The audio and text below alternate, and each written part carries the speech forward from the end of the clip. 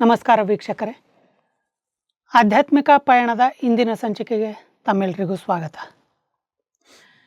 ವೀಕ್ಷಕರೇ, ನಿಮ್ಮೆಲ್ಲರಿಗೂ ತಿಳಿದಿರೋ ಹಾಗೆ ನಾವು ಈ ಹಿಂದಿನ ಸರಣಿ ಸಂಚಿಕೆಗಳಲ್ಲಿ ಬ್ರಹ್ಮಕುಮಾರ ಮಹೇಶ್ ಅಣ್ಣವರ ಆಧ್ಯಾತ್ಮಿಕ ಪಯಣದ ಬಗ್ಗೆ ನಾವು ತಿಳಿತಾ ಬಂದಿದ್ದೀವಿ. ಅದರಲ್ಲೂ ಬ್ರಹ್ಮಕುಮಾರ ಜಗದೀಶ್ ಚಂದ್ರ ಹಸಾಜಿ ಯಾರು ಈ ಬ್ರಹ್ಮಕುಮಾರಿ ಸಂಸ್ಥೆಯ ಮಹಾನ್ ಲೇಖಕರು. ಹಿಂದಿ, ಇಂಗ್ಲೀಷ್, ಉರ್ದು ಈ 3 ಭಾಷೆಗಳಲ್ಲಿ ಸುಮಾರು 200ಕ್ಕೂ ಹೆಚ್ಚು ಪುಸ್ತಕಗಳನ್ನು ಬರೆದಿರುವಂಥವರು. ಅವುಗಳಲ್ಲಿ ಕೆಲವು ಪುಸ್ತಕಗಳನ್ನು ನೀವು ಸಹ ಓದಿರ್ಬೋದು. ಆದರೆ ಬ್ರಹ್ಮಕುಮಾರ ಜಗದೀಶ್ ಚಂದ್ರ ಹಸಾಜಿ ಅವರ ಬಗ್ಗೆ ಅವರ ವೈಯಕ್ತಿಕ ವಿಷಯಗಳನ್ನು ತಿಳ್ಕೊಂಡಿರೋರು ಬಹಳ ಕಡಿಮೆ ಅನಿಸುತ್ತೆ. ಆದರೆ ನಾವೆಲ್ಲರೂ ಅದೃಷ್ಟವಂತರು ಅಂತ ಹೇಳ್ಬೋದು. ಏಕೆಂದರೆ ಜಗದೀಶ್ ಚಂದ್ರ ಹಸಾಜಿ ಅವರ ಜೊತೆಗಿದ್ದಂಥ ಮಹೇಶ್ ಅಣ್ಣವರು ನಮ್ಮ ಈ ಸಂಚಿಕೆಗಳಲ್ಲಿ ಬಂದು ಅವರ ಒಡನಾಟದ ಅನುಭವಗಳನ್ನು ತಿಳಿಸ್ತಾ ಬಂದಿದ್ದಾರೆ. ಅದರಲ್ಲೂ ಈ ಹಿಂದಿನ ಸಂಚಿಕೆಯಲ್ಲಿ ಜಗದೀಶ್ ಚಂದ್ರ ಹಸಾಜಿ ಅವರಿಗೆ ಅನೇಕ ಬಿರುದುಗಳೇನು ಬಂದಿತ್ತು ಆ ಬಿರುದುಗಳ ಬಗ್ಗೆ ತಿಳ್ಕೊಂಡಿದ್ವಿ. ಇವತ್ತು ಸಹ ಇವತ್ತಿನ ಈ ಸಂಚಿಕೆಯಲ್ಲಿ ಜಗದೀಶ್ ಚಂದ್ರ ಹಸಾಜಿ ಅವರ ಅನೇಕ ವಿಷಯಗಳನ್ನು ತಿಳ್ಕೊಳ್ಳುವಂಥ ಒಂದು ಅವಕಾಶವೂ ಇದೆ. ಅದಕ್ಕೋಸ್ಕರ ಈ ಸಂಚಿಕೆಗೆ ಬ್ರಹ್ಮಕುಮಾರ ಮಹೇಶ್ ಅಣ್ಣವ್ರನ್ನ ಸ್ವಾಗತ ಮಾಡ್ತಾ ಅವರಿಂದ ಇನ್ನೂ ಹೆಚ್ಚಿನ ವಿಷಯಗಳನ್ನು ಜಗದೀಶ್ ಚಂದ್ರ ಹಸಾಜಿ ಅವ್ರ ಬಗ್ಗೆ ತಿಳ್ಕೊಳ್ಳೋವಂಥ ಪ್ರಯತ್ನ ಮಾಡೋಣ. ಬನ್ನಿ, ಮಹೇಶ್ ಅಣ್ಣವ್ರನ್ನ ಈ ಕಾರ್ಯಕ್ರಮಕ್ಕೆ ಸ್ವಾಗತ ಮಾಡೋಣ. ಅಣ್ಣವರೇ, ತಮಗೆ ಈ ಕಾರ್ಯಕ್ರಮಕ್ಕೆ ಸ್ವಾಗತ. ಧನ್ಯವಾದ. ಅಣ್ಣವರೇ, ಒಂದು ಕನ್ನಡದಲ್ಲಿ ಒಂದು ಗಾದೆ ಮಾತಿದೆ, ಹೂವಿನ ಸಹವಾಸದಿಂದ ನಾರೂ ಸಹ ಸ್ವರ್ಗ ಸೇರ್ತು ಅನ್ನೋಗೆ. ಜಗದೀಶ್ ಚಂದ್ರ ಹಸಾಜಿ ಅವರ ಜೊತೆ ನೀವಿದ್ದದಕ್ಕೆ ನಿಮ್ಮಿಂದ ಅವರ ಒಂದು ವ್ಯಕ್ತಿತ್ವದ ಬಗ್ಗೆ ನಾವು ಸಹ ಅಲ್ಪ ಸ್ವಲ್ಪನಾದರೂ ತಿಳ್ಕೊಳ್ಳುವಂಥ ಒಂದು ಅವಕಾಶ ನಮಗೆ ತಾವು ಮಾಡಿಕೊಟ್ಟಿದ್ದೀರಿ. ಆದರೆ ಅವರ ಬಗ್ಗೆ ಎಷ್ಟು ವಿಷಯಗಳನ್ನು ತಿಳ್ಕೊಂಡ್ರೂ ಸಹ ಇನ್ನೂ ತಿಳಿಬೇಕು, ಅವರ ಬಗ್ಗೆ ಇನ್ನೂ ಅರ್ಥ ಮಾಡ್ಕೋಬೇಕು ಅನ್ನುವಂಥ ಕುತೂಹಲ ಎಲ್ಲರಲ್ಲೂ ಇರುತ್ತೆ. ಅದೇ ರೀತಿಯ ಒಂದು ಹಂಬಲ, ಕುತೂಹಲ ನನ್ನಲ್ಲೂ ಇದೆ. ಹಾಗಾಗಿ ನಿಮಗೆ ನೆನಪಿದ್ದಂತಹ ಜಗದೀಶ್ ಚಂದ್ರ ಹಸಾಜಿ ಅವರ ಜೊತೆ ನೀವು ಭಾಳಷ್ಟು ಒಡನಾಟದಲ್ಲಿದ್ದಿರಿ. ನಿಮಗೆ ನೆನಪಿದ್ದಂತಹ ಅನೇಕ ಘಟನೆಗಳು ಯಾವ್ಯಾವುದಿದೆ ನಿಮ್ಮ ಒಂದು ನೆನಪಿನಲ್ಲಿ, ಅವೆಲ್ಲವನ್ನೂ ನಮ್ಮ ವೀಕ್ಷಕರಿಗೆ ನೀವು ಉಣಬಡಿಸ್ಬೇಕು ಅಂತ ನಾನು ಕೇಳ್ಕೊಳ್ತೀನಿ. ಸಂತೋಷ. ಈ ಸೃಷ್ಟಿ ನಾಟಕದಲ್ಲಿ ಕೆಲವು ವಿಷಯ ಇದ್ದಾವೆ. ಆ ವಿಷಯ ಅಥವಾ ಆ ಸಂಗತಿ, ಆ ಪ್ರಸಂಗಗಳು ಜಗತ್ತಿನ ಯಾವ ಗ್ರಂಥಗಳಲ್ಲಾಗಲಿ ಅಥವಾ ಯಾವುದೇ ಪಠ್ಯಪುಸ್ತಕಗಳಲ್ಲಾಗಲಿ ಅಥವಾ ಯಾವುದೇ ವಿದ್ವಾನ ಪಂಡಿತನಾಗಲಿ ಗೊತ್ತಿಲ್ಲ ಮತ್ತು ಅದರಲ್ಲಿ ನಮೂದಿಸಿಲ್ಲ. ಈ ಸೃಷ್ಟಿಯಲ್ಲಿ ಮುಖ್ಯವಾಗಿರೋದು ಅತ್ಯಂತ ಅಮೂಲ್ಯವಾದಂಥ ವಸ್ತು ಅನ್ನಿ ಅಥವಾ ಶಕ್ತಿ ಅನ್ನಿ, ಅದು ಪರಮಾತ್ಮ. ಪರಮಾತ್ಮನ ಯಾರು ನಂಬಿದ್ದಾರೆ, ಅವನನ್ನು ಆರಾಧನೆ ಮಾಡ್ತಾರೆ, ಅವನ್ನ ಕರೀತಾರೆ, ಕೂಗ್ತಾರೆ. ಆದರೂ ಅವನ ಬಗ್ಗೆ ಅವನು ಯಾವತ್ತೋ ಒಂದು ಸಾರಿ ಈ ಭೂಮಿಗೆ ಬರ್ತಾನೆ. ಮನುಷ್ಯರ ಹಾಗೆ ಅವನು ಒಂದು ದೇಹವನ್ನು ಧಾರಣೆ ಮಾಡಿ ಅಥವಾ ದೇಹದಲ್ಲಿ ಪ್ರವೇಶ ಮಾಡಿ ನಮ್ಮ ಹಾಗೆ ಅವನು ಪಾತ್ರ ಮಾಡ್ತಾನೆ.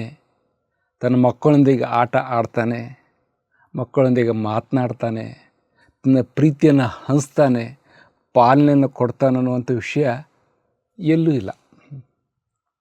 ಈ ಮಾತುಗಳು ಕೇಳೋದಕ್ಕೆ ಎಷ್ಟು ಖುಷಿ ನೀಡುತ್ತೆ, ಸುಖ ನೀಡುತ್ತೆ.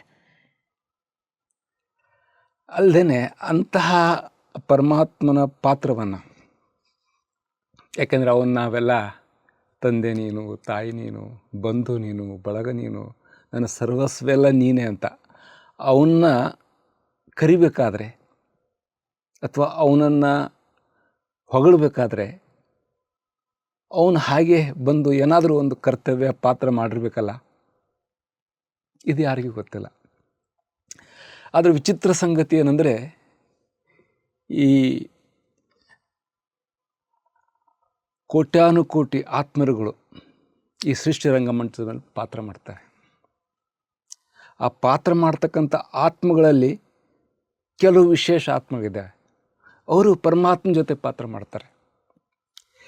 ಯಾವಾಗ ಈ ಸಂಗಮಯುಗದಲ್ಲಿ ಭಗವಂತನ ಅವತರಣೆ ಆದಾಗ ಆ ಭಗವಂತ ತನ್ನ ವಿಶ್ವ ಪರಿವರ್ತನ ಕಾರ್ಯ, ಯಾಕಂದರೆ ಪರಮಾತ್ಮನ ಸೃಷ್ಟಿಕರ್ತ ಅಂತ ಹೇಳ್ತಾರೆ. ಸೃಷ್ಟಿಕರ್ತ ಅಂದರೆ ಅವನು ಹೊಸದನ್ನು ನಿರ್ಮಾಣ ಮಾಡೋದಿಲ್ಲ, ಹಳೆಯದನ್ನು ಪರಿವರ್ತನೆ ಮಾಡ್ತಾನೆ. ಆ ಪರಿವರ್ತನೆ ಮಾಡೋ ಕಾರ್ಯಕ್ಕಾಗಿ ಅವನಿಗೆ ಕೆಲವು ಸಹಯೋಗಿಗಳು ಬೇಕು. ಈಗ ಯಾರಾದರೂ ಒಬ್ಬ ಪ್ರಧಾನಮಂತ್ರಿ ಆಗಲಿ ಅಥವಾ ರಾಷ್ಟ್ರಪತಿಗಾಗಲಿ ಅವನು ಮಾಡ್ತಕ್ಕಂಥ ಕಾರ್ಯದಲ್ಲಿ ಸಹಯೋಗಿ ಆದರೆ ಅವನಿಗೆ ಎಂಥ ದೊಡ್ಡ ದೊಡ್ಡ ಒಂದು ಸನ್ಮಾನ, ಮರ್ಯಾದೆ, ಪಾರಿತೋಷಿಕಗಳು ಅಥವಾ ಹುದ್ದೆಗಳನ್ನ ಕೊಡ್ತಾರೆ. ಆದರೆ ಇಲ್ಲಿ ಪರಮಾತ್ಮ ಕೆಲವು ವಿಶೇಷ ಆತ್ಮಗಳನ್ನು ತನ್ನ ಪರಿವರ್ತನಾ ಕಾರ್ಯಕ್ಕೆ ಆಯ್ದುಕೊಳ್ತಾನೆ. ಮೊಟ್ಟ ಮೊದಲನೇದಾಗಿ ಪ್ರಜಾಪಿತ ಬ್ರಹ್ಮರವರು. ಆ ಪ್ರಜಾಪಿತ ಬ್ರಹ್ಮರವರು ತನ್ನ ಮಾಧ್ಯಮ, ಅಂದರೆ ಅವನು ನಮ್ಮ ಹಾಗೆ ಅಂತೂ ಶರೀರ ಪಡೆಯೋದಿಲ್ಲ, ತಾಯಿ ಗರ್ಭದಲ್ಲಿ ಬರೋದಿಲ್ಲ. ಆದರೆ ಕಾರ್ಯ ಮಾಡಬೇಕಾದ್ರೆ, ಕರ್ಮ ಮಾಡಬೇಕಾದ್ರೆ ಶರೀರ ಬೇಕು. ಅದಕ್ಕಾಗಿ ಅವನು ಅತಿ ಅನುಭವಿ ಆತ್ಮ. ಯಾವ ಈ ಸೃಷ್ಟಿ ಚಕ್ರದಲ್ಲಿ ಅತಿ ಹೆಚ್ಚು ಪಾತ್ರ ಮಾಡಿದಂಥ, ಅತಿ ಹೆಚ್ಚು ಸತೋಪ್ರಧಾನ ಆದಂಥ, ಅತಿ ಹೆಚ್ಚು ಸಾತ್ವಿಕ ಆಗಿರುವಂಥ ಆತ್ಮವನ್ನು ತನ್ನ ಕಾರ್ಯಕ್ಕಾಗಿ ಆರಿಸಿಕೊಳ್ತಾನೆ. ಹೌದು, ಪ್ರಜಾಪಿತ ಬ್ರಹ್ಮರವರು. ಅವರ ತನುವಿನಲ್ಲಿ ಬಂದು ಅವನು ಮಕ್ಕಳನ್ನು ಹುಡುಕ್ತಾನೆ. ನಾವು ಪರಮಾತ್ಮನ ಹುಡುಕ್ತೀವಿ, ನಮಗೆ ಸಿಗಲಿಲ್ಲ. ಯಾಕಂದರೆ ಇವತ್ತು ಕಲ್ಲೋ, ಇನ್ನೊಂದು ಗುಡಿನೋ, ಇನ್ನೊಂದು ಮಸ್ಜಿದ್ದನೋ, ಇನ್ನೊಂದು ಚರ್ಚೋ ಅಲ್ಲಿ ಹುಡುಕ್ತಾ ಹೋದ್ವಿ. ಯಾಕೆ ಅವನು ಪರಿಚಯ ಇಲ್ಲದೆ ಕಾರಣ ಇವತ್ತು ರಾಮನ್ನೋ, ಕೃಷ್ಣನೋ, ಬ್ರಹ್ಮನ್ನೋ, ವಿಷ್ಣುವನ್ನು, ಶಂಕರನನ್ನು ಪರಮಾತ್ಮ ಅಂತ ತಿಳಿದು ನಾವಲ್ಲೇ ಸುತ್ತಾಡ್ತಾ ಇದ್ವಿ. ಕೊನೆ ಮನುಷ್ಯರನ್ನೂ ಸಹ ಪರಮಾತ್ಮ ಅಂತ ತಿಳಿದು ಅವ್ರದ್ದು ಕಾಲು ತೊಳೆದು ಅವ್ರ ಕಾಲಿಗೂ ಬೀಳ್ತಾ ಇದ್ದಾರೆ. ಅದಕ್ಕಾಗಿ ಪರಮಾತ್ಮನ ಒಂದು ಸಮಯ ಇದೆ. ಅವನು ತನ್ನ ಸಮಯದಲ್ಲಿ ಬಂದು, ಅತಿ ಧರ್ಮಗ್ಲಾನಿ ಅಂತಾರೆ, ಅಂಥ ಸಮಯದಲ್ಲಿ ಬಂದು ಅವನು ತನ್ನದೇ ಆದಂಥ ನಿಗದಿಯಾದಂಥ ಒಂದು ಶರೀರವನ್ನು ಆಧಾರ ತಗೊಳ್ತಾನೆ. ಅವರೇ ಪ್ರಜಾಪಿತ ಬ್ರಹ್ಮ, ಅನುಭವಿತಾನ. ಅವ್ರ ಹತ್ರ ಬಂದು ಅವ್ರ ಮುಖಾಂತರ ತನ್ನ ಕಾರ್ಯಕ್ಕೆ ಪೂರ್ಣ ಸಹಯೋಗಿ ಆಗ್ತಕ್ಕಂಥ ಕೆಲವು ಆತ್ಮಗಳನ್ನು ಸೆಲೆಕ್ಟ್ ಮಾಡ್ತಾನೆ. ಅದರಲ್ಲಿ ದಾದಿ ಪ್ರಕಾಶ್ಮಣಿ, ದಾದಿ ಜಾನಕಿ, ದೀದಿ ಮನಮೋಹಿನಿ, ದಾದಿ ಚಂದ್ರಮಣಿ, ಕರ್ನಾಟಕದ ದಾದಿ ಹೃದಯ ಪುಷ್ಪ, ಉತ್ತರ ಪ್ರದೇಶದ ದಾದಿ ಗಂಗೆ, ಹೀಗೆ ಅನೇಕ ಮಕ್ಕಳನ್ನು ಅವನು ಮೊದಲು ಹುಡುಕಿ ತನ್ನವರೇ ಮಾಡ್ಕೊಳ್ತಾನೆ. ಅವರಲ್ಲಿ ಈ ಜಗದೀಶ್ ಚಂದ್ರ ಅವರು ಒಬ್ಬರು ಅಂತ. ಯಾಕೆ ಒಂದೊಂದು ಆತ್ಮದ ಈ ಯಾವುದೇ ಒಂದು ಕಾರ್ಯ ಮಾಡಬೇಕಾದ್ರೆ ವಿವಿಧ ಒಂದು ಕ್ಷೇತ್ರದಲ್ಲಿ ಎಕ್ಸ್ಪರ್ಟ್ಸ್, ವಿಶೇಷಜ್ಞರಾದಂಥವ್ರನ್ನ ಅಲ್ಲಿ ನಿಮಿತ್ತ ಮಾಡಬೇಕಾಯ್ತು. ಯಾವುದೋ ಮನೆ ಕಟ್ಟಬೇಕಾದ್ರೆ ಕಾರ್ಪೆಂಟ್ರಿ ಬೇಕು, ಪ್ಲಂಬರಿಂಗ್ ಬೇಕು, ಮಿಸ್ತ್ರಿ ಬೇಕು, ಹೀಗೆಲ್ಲ ಬೇಕು. ಹಾಗೆ ಈ ಸೃಷ್ಟಿಯನ್ನು ನವನಿರ್ಮಾಣ ಮಾಡಬೇಕಾದ್ರೆ ಅದರಲ್ಲಿ ಯೋಗಿಗಳು ಬೇಕು, ಜ್ಞಾನಿಗಳು ಬೇಕು, ಮತ್ತು ಧಾರಣ ಮೂರ್ತಿಗಳು ಬೇಕು, ಸಾಹಿತಿಗಳು ಬೇಕು, ಭಾಷಣಕಾರರು ಬೇಕು, ಮತ್ತು ಲೌಕಿಕ ಜ್ಞಾನ ಮತ್ತು ಪಾರಲೌಕಿಕ ಜ್ಞಾನ ಎರಡರಲ್ಲೂ ಪಾರಂಗತರಾಗಿರುವಂಥವ್ರು ಬೇಕು. ಅದಕ್ಕೆ ಈ ಕ್ಷೇತ್ರದಲ್ಲಿ ಸಾಹಿತ್ಯ ಕ್ಷೇತ್ರಕ್ಕೆ ಸರ್ವಶಕ್ತಿವಂತನಾದ ಭಗವಂತ, ತ್ರಿಕಾಲಜ್ಞಾನಿ ಅಂತ ಪರಮಾತ್ಮ ಈ ಜಗದೀಶ್ ಚಂದ್ರ ಹಸಿಜಾರವನ್ನು ಸಿಲೆಕ್ಟ್ ಮಾಡಿದ. ಅದಕ್ಕಾಗಿ ಅವರಿಗೋಸ್ಕರ ಅವನು ಇವರು ಜ್ಞಾನದಲ್ಲಿ ಬರೋಕ್ಕಿಂತ ಮುಂಚೆನೇ ನೆನಪು ಮಾಡ್ತಿದ್ರಂತೆ. ಒಂದು ಸಾರಿ ದಾದಿ ಗಂಗೆ, ಈಗ ಅವರಿಲ್ಲ, ಉತ್ತರ ಪ್ರದೇಶದ ಸಂಚಾಲಕರಾಗಿದ್ದರು. ಅವ್ರಿಗೆ ಬಾಬಾ ಬಂದಾಗಲೇ ಹೇಳ್ತಿದ್ರಂತೆ, ಒಂದು ಮಗು ಬರೋದಿದೆ, ಆ ಮಗು ಬಂದಾದಮೇಲೆ ಈ ನಮ್ಮ ಈಶ್ವರ್ಯ ಜ್ಞಾನದ ಸಾಹಿತ್ಯ ಸೃಷ್ಟಿ ಆಗ್ತಿದೆ, ರಚನೆ ಆಗ್ತಿದೆ, ಅದು ಬರುತ್ತೆ ಅಂತ. ಅಂದರೆ ಇವರು ಬರೋಕ್ಕಿಂತ ಮುಂಚೆನೇ ಭಗವಂತ ಕೂಡ ಅವ್ರನ್ನ ಆಹ್ವಾನ ಮಾಡ್ತಿದ್ನ. ಹೀಗೆ ಅವರು ಬಂದಾಗ ಅವರಿಗೆ ಯಾವಾಗ ಒಂದು ವರದಾನ ಸಿಕ್ತಲ್ಲ, ನೀನು ಏನು ಬರೆದ್ರು ಅದೇ ಫೈನಲ್ ಅಂತ. ಅದಾದಮೇಲೆ ಒಂದು ಸಾರಿ ಇವರು ಜಗದೀಶ್ ಭಾಯಿ ಅವರು ಮಧುವನಕ್ಕೆ ಬಂದಾಗ, ಮೌಂಟ್ ಆಬೂಕ್ಕೆ ಬಂದಾಗ, ಆವಾಗ ಬಹಳ ದೊಡ್ಡ ಈಗ ಮೌಂಟ್ ಆಬೂ ಈಗಿನಂಗೆ ಇರಲಿಲ್ಲ, ಬಹಳ ಕಾಡು, ದಟ್ಟವಾದ ಕಾಡಾಗಿತ್ತು. ಅದು ನೆಕ್ಕಿಲೆಕ್ಕೆ ಯಾವಾಗಲೂ ಇತ್ತು. ಆಗ ಬಾಬಾ ಬೆಳಿಗ್ಗೆ ಮಕ್ಕಳನ್ನು ಸುತ್ತಾಡೋಕ್ಕೆ ಕರ್ಕೊಂಡು ಹೋಗ್ತಿದ್ರಂತೆ. ಹೋಗಿ ಆ ಬೆಟ್ಟದ ಮೇಲೆ ಹೋಗಿ ತಿರುಗಾಡೋದು, ಅಲ್ಲಿ ಕೆಲವು ಕವಳಿ ಹಣ್ಣು ಅಂತ ಕರೀತಾರಲ್ಲ ಕನ್ನಡದಲ್ಲಿ, ಅವುಗಳನ್ನು ತಿಂದ್ಬಿಟ್ಟು ಅದನ್ನೇ ನಾಷ್ಟ ಮಾಡ್ಸ್ಕೊಂಬರ್ತಿದ್ರು. ವಾಕಿಂಗ್ ಆಗ್ತಿತ್ತು, ಆ ಹಣ್ಣು ತಿಂದು ಬರ್ತಾಯಿದ್ರು.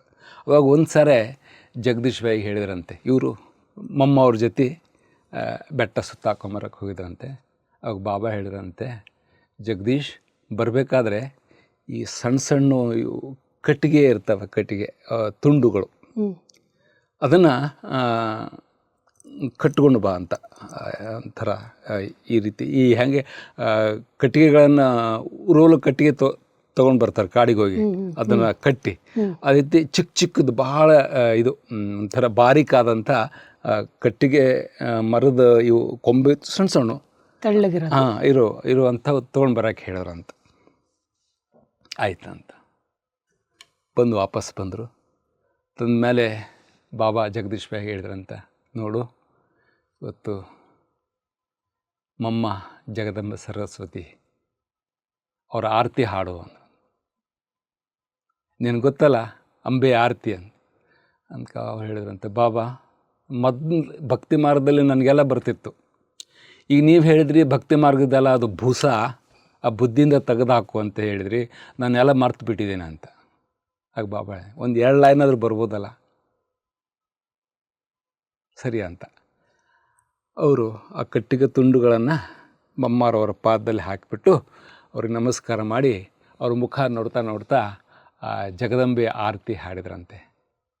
ಆ ಆರತಿ ಹಾಡ್ತಿರ್ಬೇಕಾದ್ರೆ ಆ ಮಮ್ಮಾರವರ ಮುಖದಿಂದ, ಕಣ್ಣುಗಳಿಂದ ಆ ಕಾಂತಿ, ಆ ಪ್ರೀತಿ, ಆ ಶಕ್ತಿ ಹರಿಯೋದನ್ನು ಜನಗಳು ಅಲ್ಲೇ ಅನುಭವ ಮಾಡ್ತಾಯಿದ್ರು. ಅದಾದಮೇಲೆ ಮಮ್ಮ ಮುಗುಳು ನಗ್ತಿದ್ರಂತೆ. ಯಾಕೆ ಅವರು ಜೋರಾಗಿ ಯಾವತ್ತೂ ನಗೋದಾರೆ, ಮುಗುಳು ನಕ್ಕರಂತೆ. ಆಗ ಬಾಬಾ ಹೇಳಿದ್ರಂತೆ, ಮಮ್ಮ ಇಸ್ಕಿ ಬುದ್ಧಿ ಮೇ ಬೈಟ್ ಜಾओ. ಮಮ್ಮ ಸುಮ್ಮನೆ ಇದ್ರಂತೆ, ನೋಡ್ತಾ ಇದ್ರಂತೆ. बैठ गई, इसकी बुद्धि में बैठ जाओ. ಜಿ ಬಾಬಾ. ಈ ಸಂದರ್ಭದಲ್ಲಿ ನನಗೊಂದು ಕಥೆ ನೆನಪಾಯಿತು. ಹೇಗೆ? ಉದಾಹರಣೆಗಾಗಿ 2 ದೃಷ್ಟಾಂತಗಳು ನಮ್ಮಲ್ಲಿ ಕಾಣಸಿಗ್ತವೆ. ಒಂದು ವಾಲ್ಮೀಕಿ, ಅವನು ಬೇಡ, ದರೋಡೆ ಮಾಡ್ತಕ್ಕಂಥ ಬೇಡ. ಇನ್ನೊಬ್ಬನು ಕುರಿ ಕಾಯ್ತಕ್ಕಂಥ ಕುರುಬ, ಕಾಳಿದಾಸ. ಆ ಬೇಡ ಅವನು ಒಬ್ಬ ಮುನಿಯನ್ನು ಅಥವಾ ಋಷಿಯನ್ನು ಅವನು ಲೂಟಿ ಮಾಡೋಕ್ಕೆ ಹೋದಾಗ ಅವನೇನೋ ಒಂದು ಹೇಳ್ತಾನೆ, ನಿಮ್ಮ ಹೆಂಡತಿ ಮಕ್ಕಳನ್ನ ಕೇಳು, ನಿನ್ನ ಪಾಪದಲ್ಲಿ ಭಾಗಿಯಾಗ್ತಾರೆ. ಅವ್ರು ಹೇಳಿದ್ರು, ನಾವು ಯಾಕೆ ಆಗಬೇಕು, ನಿನ್ನ ಪಾಪ ನಿನಗೆ, ನಮ್ಮ ಪುಣ್ಯ ನಮಗೆ, ಕರ್ಮಫಲ ನಿನ್ನ ಉಳಿಸ್ಬೇಕು. ಆಗ ಅವನಿಗೇನಾಗ್ತದೆ, ಮನಸ್ಸಲ್ಲಿ ಪರಿವರ್ತನೆ ಆಗ್ತದೆ. ಆಗ ಅವನು ನದಿ ತಟದಲ್ಲಿ ಕುಂತ್ಕೊಂಡು ತಪಸ್ಸು ಮಾಡ್ತಾನೆ.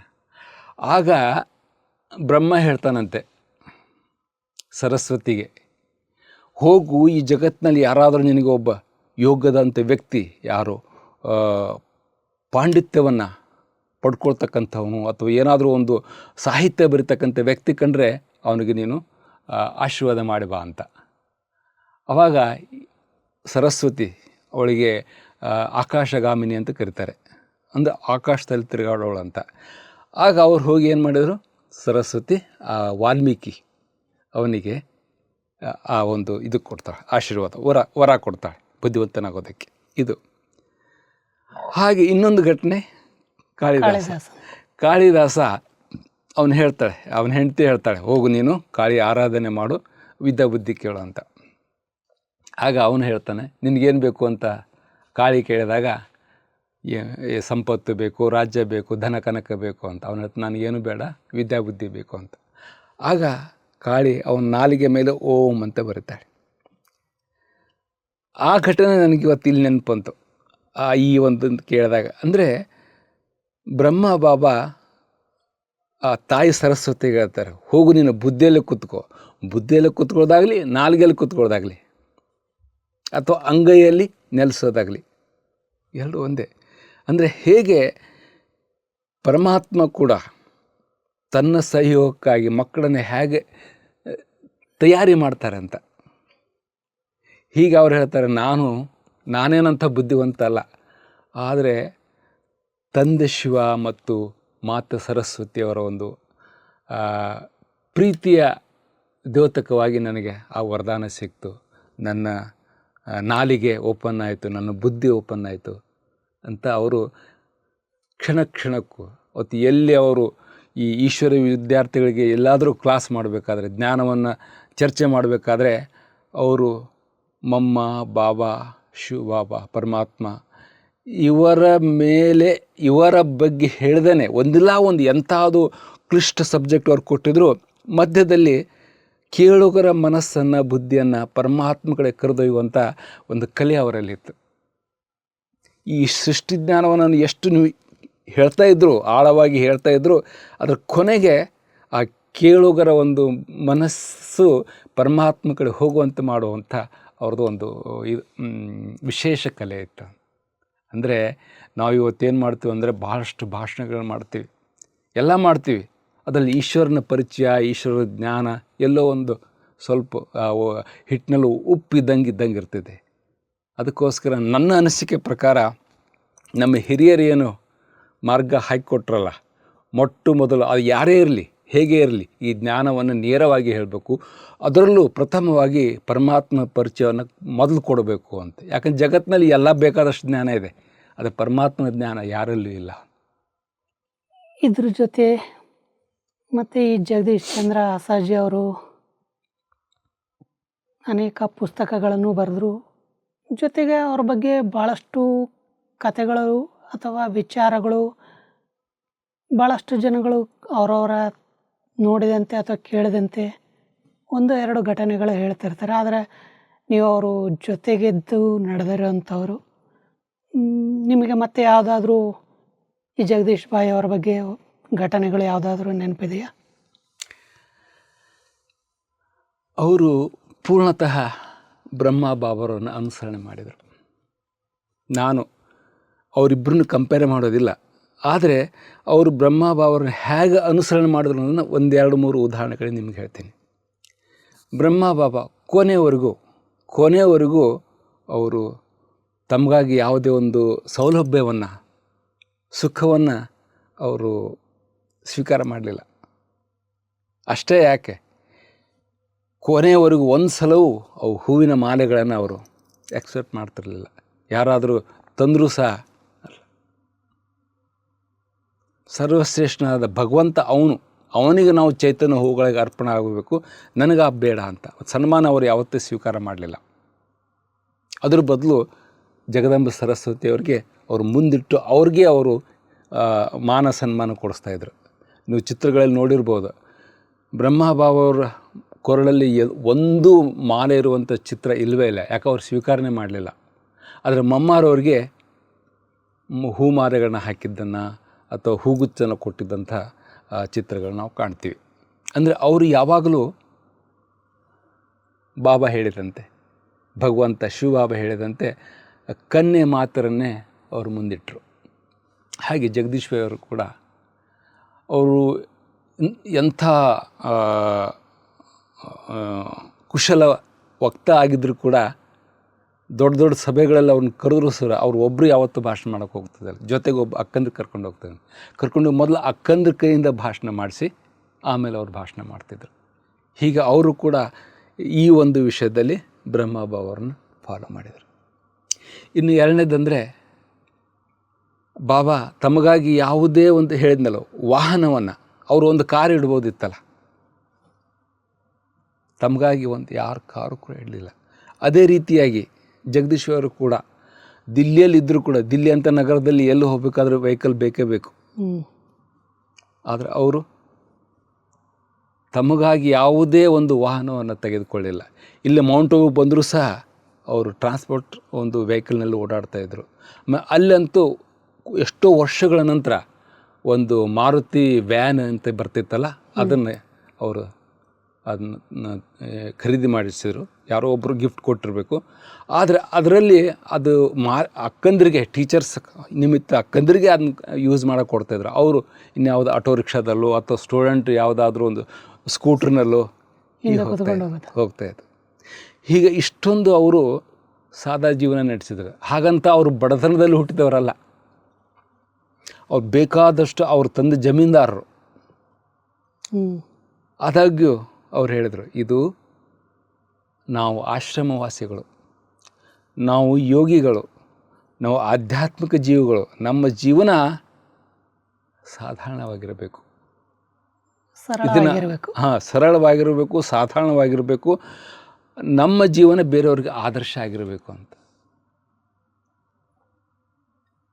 ಹಾಗೆಯೇ ಒಂದು ಸಾರಿ ಕೊನೆಗೆ ಯಾವಾಗ ಅವ್ರು ಕಾಯಿಲೆ ಬಿದ್ದರು, ಅವ್ರನ್ನ ಲಂಡನ್ನಿಗೆ ಕರ್ಕೊಂಡು ಹೋದರು. ಅಲ್ಲಿ ಅವ್ರಿಗೆ ಡಯಾಗ್ನೋಸ್ ಆದಾಗ ಲಿವರು ಕಂಪ್ಲೀಟ್ ಫೇಲ್ ಆಗಿದೆ ಅಂತ ಹೇಳಿದ್ರು. ಅದಕ್ಕೋಸ್ಕರ ಅವ್ರಿಗೆ ಶುದ್ಧ ಹವೆ ಬೇಕು, ಗಾಳಿ ಬೇಕು, ಶಕ್ತಿಶಾಲಿ ಆಹಾರ ಬೇಕು. ಅದಕ್ಕೆ ನೀವು ಇಲ್ಲೇ ಲಂಡನ್ದಲ್ಲಿ ಇರಿ ಅಂತ ದಾದಿ ಜಾನಕಿ ಅವರು ಭಾಳ ಫೋರ್ಸ್ ಮಾಡಿದರು. ಅವ್ರು ಹೇಳಿದ್ರಂತೆ, ನನ್ನ ಕರ್ಮಸ್ಥಾನ, ನನ್ನ ವಾಸಸ್ಥಾನ ಭಾರತ ಹೇಗೇ ಇರಲಿ, ಯಾಕಂದರೆ ನನಗೆ ಸೇವೆ ಮಾಡುವ ಚಾನ್ಸ್ ಅಲ್ಲೇ ಸಿಗ್ತದೆ, ಇಲ್ಲಿ ಸಿಗೋದಿಲ್ಲ. ಅದಕ್ಕೆ ನಾನು ಸೇವೆ ಮಾಡಬೇಕು. ಮುಂದೆ ದೀಪಾವಳಿ, ಪ್ರತಿ ದೀಪಾವಳಿಗೆ ನಾನು ಭಾರತದಲ್ಲಿ ಆಚರಣೆ ಮಾಡಬೇಕು, ಅದಕ್ಕೆ ನಾನು ಹೋಗಲೇಬೇಕು ಅಂತ ಅವರು ಭಾರತಕ್ಕೆ ಬಂದ್ರಲ್ಲ. ಬಂದಾದಮೇಲೆ ದಾದಿ ಜಾನಕಿ ಅವರು ಫೋನ್ ಮಾಡಿ ಹೇಳಿದ್ರಂತೆ, ಅವ್ರಿಗೋಸ್ಕರ ಅವರು ಗ್ರೌಂಡ್ ಫ್ಲೋರ್ನಲ್ಲಿ ಒಂದು ರೂಮ್ ಕೊಡ್ರಿ, ಅಲ್ಲಿ ಅವ್ರಿಗೆ AC ಹಾಕಿಸ್ರಿ ಅಂತ. ಅಲ್ಲಿ ಗ್ರೌಂಡ್ ಫ್ಲೋರ್ನಲ್ಲಿ ಎಲ್ಲ ಅಕ್ಕಂದ್ರು ಇರ್ತಾಯಿದ್ರು. ಇವ್ರದ್ದು ರೂಮು 3ನೇ ಅಂತಸ್ತಿನಲ್ಲಿ ಲಾಸ್ಟ್. ನೋಡಿ, ಆ ದಿಲ್ಲಿಯಲ್ಲಿ ಬೇಸಿಗೆ ಕಾಲದಲ್ಲಿ ಎಷ್ಟು ಬಿಸಿಲು ಇರ್ತದೆ ಅಂದರೆ ಬಹುಶಃ ನೀವು ಇದ್ದರೆ ಅಥವಾ ಗೊತ್ತಾಗ್ಬಿಡೋದು. ಬಹಳ ಬಿಸಿಲು, ಎಷ್ಟು ಬಿಸಿಲು ಅಂದರೆ ನೀರು ಹರಿತಿರ್ತದೆ ಮೈ ಮೇಲೆ, ಅಷ್ಟು ಬಿಸಿಲು. ಎಲ್ಲಕ್ಕಿಂತ ಮೇಲೆ ರೂಮ್ನಲ್ಲಿ ಅವ್ರು ಇದ್ದರೂ ಕೂಡ AC ಅವರು ಯಾವತ್ತೂ ಯೂಸ್ ಮಾಡಿರಲಿಲ್ಲ, ಫ್ಯಾನೆಲ್ಲ ಯೂಸ್ ಮಾಡ್ತಾಯಿದ್ರು. ಅಷ್ಟು ಸಾಧಾರಣ ಜೀವನ. ಅವ್ರು ಹೇಳ್ತಾರೆ, ನಾನು ಯಾಕೆ AC ಮಾಡಬೇಕು, ಅಕ್ಕಂದರೂ ಯೂಸ್ ಮಾಡಲ್ಲ ಅಂದಮೇಲೆ ನಾನು ಯಾಕೆ ಯೂಸ್ ಮಾಡಬೇಕು ಅಂತ. ಅದಕ್ಕೋಸ್ಕರ ಅವರು ಬರೋಕ್ಕಿಂತ ಮುಂಚೆನೇ ಅವ್ರನ್ನೇ ಮಾಡಿದ್ರಂತೆ, ಒಂದು ಕೆಳಗೆ ಒಂದು AC ರೂಮ್ ಕೊಟ್ರಂತೆ. ಅದು ಚಕ್ರಧಾರಿ ದೀದಿಯವರ ಒಂದು ರೂಮ್ ಇತ್ತು. ಬಂದ ತಕ್ಷಣ ಹೇಳಿದ್ರಂತೆ, ನೀವು ಇಲ್ಲಿರಬೇಕು ಅಂತ. ಇದು ಚಕ್ರಧಾರಿಯವರು ರೂಮ್, ನಾನು ಅಲ್ಲಿ ಇರೋಂಗಿಲ್ಲ, ನಾನು ನನ್ನ ರೂಮ್ನಲ್ಲೇ ಇರ್ತೀನಿ ಅಂತ. ಸರಿ ಅಂತ. ನೀವು ಇವತ್ತೊಂದು ದಿವಸ ಆದರೆ ಇಲ್ಲಿರಿ, ನಾಳೆಯಿಂದ ನಿಮ್ಮ ರೂಮ್ನಲ್ಲಿ ಇರೋರಂತೆ. ಅವರು ಅವತ್ತು ಅಲ್ಲಿದ್ದಾಗ ಅವರು ರೂಮ್ನಲ್ಲಿ AC ಫಿಟ್ ಮಾಡಿದ್ರಂತೆ. ಆಮೇಲೆ ನೆಲಕ್ಕೆ ಹಾಸ್ತಾರಲ್ಲ ಅವನ್ನೆಲ್ಲ ಹಾಕಿದ್ರಂತೆ. ಆಗ ಅವ್ರು ಬಂದು ನೋಡಿದ್ರಂತೆ. ನೋಡಿ ಕರೆದ್ರು, ಇದನ್ನೆಲ್ಲ ಯಾರು ಕೇಳಿ ಮಾಡಿದ್ರಿ ನೀವು ಅಂತ. ಇಷ್ಟೆಲ್ಲ ಇದು ಡೆಕೋರೇಷನ್ ವ್ಯವಸ್ಥೆ, ಸೋಫಾ, AC, ಇದು ಬ್ಲ್ಯಾಂಕ್, ಇವೆಲ್ಲ ಇವು ಮ್ಯಾಟು ಇವನ್ನೆಲ್ಲ ಯಾಕೆ ಹಾಕಿದ್ರು ಅಂತ. ಇಲ್ಲ, ದಾದಿ ಹೇಳಿದರು ಅಂತ. ಅವನು ತೆಗೆಸಿ ಈ AC ಅಕ್ಕನ ರೂಮ್ಗೆ ಹಾಕ್ರಿ, ನನಗೆ ಬೇಡ ಅಂಥೇಳಿ ಈ AC ತೆಗೆಸ್ಬಿಟ್ಟು ಅವನ್ನೆಲ್ಲ ಸೋಫಾ ಗೀಫಾ ಎಲ್ಲ ತೆಗೆಸಿ ಮತ್ತು ಹೇಗಿದ್ರು ಹಾಗೇನೆ ಜೀವನ ಬೇಡ. ಅವ್ರು ಹೇಳಿದರು, ನಾನು ನನ್ನ ಜೀವನದಲ್ಲಿ ಇದುವರೆಗೂ ಸಾಧಾರಣ ಜೀವನ ನಡೆಸ್ಕೊಂಬಂದಿದ್ದೇನೆ, ಈಗ ಕೊನೆಗಾಲದಲ್ಲಿ ನಾನು ಇಷ್ಟೆಲ್ಲ ಸುಖ ಸೌಲಭ್ಯ ನನಗೆ ಬೇಕಿಲ್ಲ ಅಂದ್ರಂತೆ. ಹೀಗೆ ಅದಾದಮೇಲೆ ಇನ್ನೊಂದು ಘಟನೆ AC ಅಂದರೆ, ಅವ್ರಿಗೋಸ್ಕರ ಒಬ್ಬ ಸ್ಟೂಡೆಂಟು ವಯಸ್ಸಾಗಿದೆ ಮತ್ತು ಇವರಿಗೆಲ್ಲ ಧೂಳು ಅದು ಇಲ್ಲ, ಇನ್ಫೆಕ್ಷನ್ ಆಗ್ತದೆ, ಬೇಡ ಅಂತ ಒಂದು AC ಕಾರ್ ಕೊಟ್ರಂತೆ. ಕೊಟ್ಟರೆ ನನಗೆ ಬೇಡ, ನನಗೆ ಬೇಕಾಗಿಲ್ಲ. ಅವ್ರು ಕೂತ್ಕೊಳ್ಳೇ ಇಲ್ಲ ಕೊನೆವರೆಗೂ ಆ ಥರ ಕೂತ್ಕೊಳ್ಳಿಲ್ಲ ಅಂತ. ಅದರ ವಿಶೇಷತೆ ಏನಂದರೆ, ಆ ಕಾರು ಇಲ್ಲಿ ಇವರು ಮಧುಬನದಲ್ಲಿ ಕೊನೆಗೆ ಇಲ್ಲಿ ಶಿಫ್ಟ್ ಆದಾಗ ಅವ್ರು ಯಾವಾಗ ಶರೀರ ಬಿಟ್ಟರು, ಆ ಕಾರ್ನಲ್ಲಿ ಅಕ್ಕಂದರು ಅಲ್ಲಿಂದ ಬೈ ರೋಡ್ ಬಂದ್ರಂತೆ. ಬಂದು ಅವರು ಅಂತಿಮ ಕ್ರಿಯೆ ಮಾಡಿ ಆದಮೇಲೆ ಎಲ್ಲ ಮುಗಿದಾದ್ಮೇಲೆ ವಾಪಸ್ ಹೋಗ್ಬೇಕಾರೆ ಆ ಕಾರು ಜೈಪುರ್ ಹತ್ರ ಆಕ್ಸಿಡೆಂಟ್ ಆಯಿತು. ಹೇಗೆ ಆಕ್ಸಿಡೆಂಟ್ ಆಯ್ತು ಅಂದರೆ ಮತ್ತೆ ಅದನ್ನು ರಿಪೇರ್ ಆಗೋಕ್ಕೆ ಸಾಧ್ಯವೇ ಇಲ್ಲ, ಆ ಥರ ಆಕ್ಸಿಡೆಂಟ್ ಆಯಿತು. ವಿಚಿತ್ರ ಏನಂದರೆ ಅಲ್ಲಿ ಕುಳಿತಂಥವ್ರು ಯಾರಿಗೂ ಏನಾಗಿರಲಿಲ್ಲ. ಪೂರ್ಣತಃ ಎಂಜಿನ್ನು ಫುಲ್ ಡ್ಯಾಮೇಜ್. ಎಷ್ಟು ಡ್ಯಾಮೇಜು ಅದನ್ನ ರಿಪೇರ್ ಮಾಡೋ ಹಾಗಿಲ್ಲ. ಅಂದರೆ ಆ AC ಕಾರು ಕೊಲ್ಯಾಪ್ಸ್, ಡಿಸ್ಪೋಸ್ ಮಾಡಿದರು.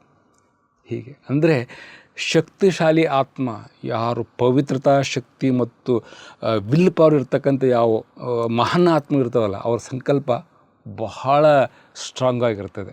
ಅವ್ರು ಬೇಡ ಅಂದರೆ ಬೇಡ, ಆ ವಸ್ತುವಿನ ಅಸ್ತಿತ್ವ ಇಲ್ಲ.